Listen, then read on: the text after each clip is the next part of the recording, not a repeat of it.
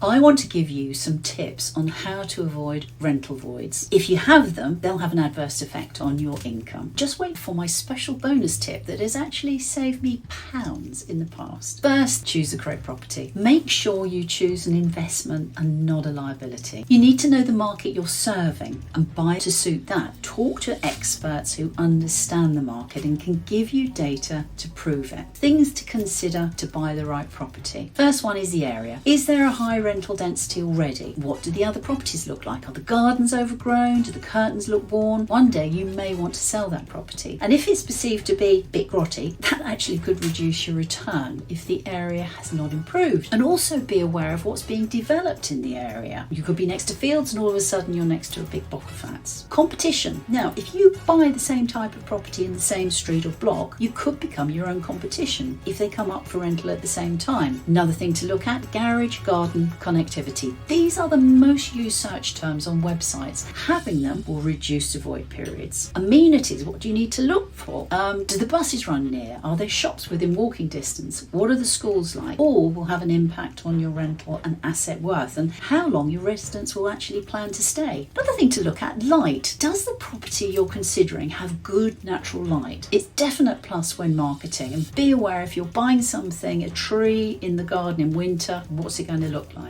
Great water pressure, always a plus. Modern kitchens and bathrooms will put you ahead of most of the competition and allow you to attract the best residents. People pay for quality and they stay with quality. Many investors don't actually see this. Apartments. Now, if you're going to get a property with a block, make sure that the management company do what you're paying them for. Poorly maintained communal areas will turn off new residents. You may have a palace, but if you can't get your prospective resident past the poorly decorated entrance, this will give you a risk of higher voids. Now, here's my bonus tip. When you make an offer to buy, make sure the deal is subject to the vendor allowing you to show the property to prospective tenants while the sale's going through. It'll reduce your void periods. My second tip: making sure that you set up the correct agreement. Because if you set up the wrong agreement, your resident could legally stop paying the rent. Did you know that? Free downloads from the web look a fab idea. Do they protect your interests in the property? What do they say about free lunch? Your property's worth thousands, so is it actually worth the risk? Always use an agreement from a trusted source. So, first of all, if you're using a solicitor, make sure they understand landlord and tenant law. If you're using an agent, ask them what they know about the Housing Act 1998, the Consumer Credit Regulations, to name but a few, in relation to the tenancy agreement. And if you're thinking of using an agreement you've used before, think again. Regulations and wordings have changed. Get a clause wrong, which you need to rely on in the future, that will be very, very expensive. Big void. You're only going to need to refer to the agreement if trouble occurs with your tenant, and by then it will be too late to find out that the free download, the tenancy agreement you got, it's not much help. You need to make sure that your agreement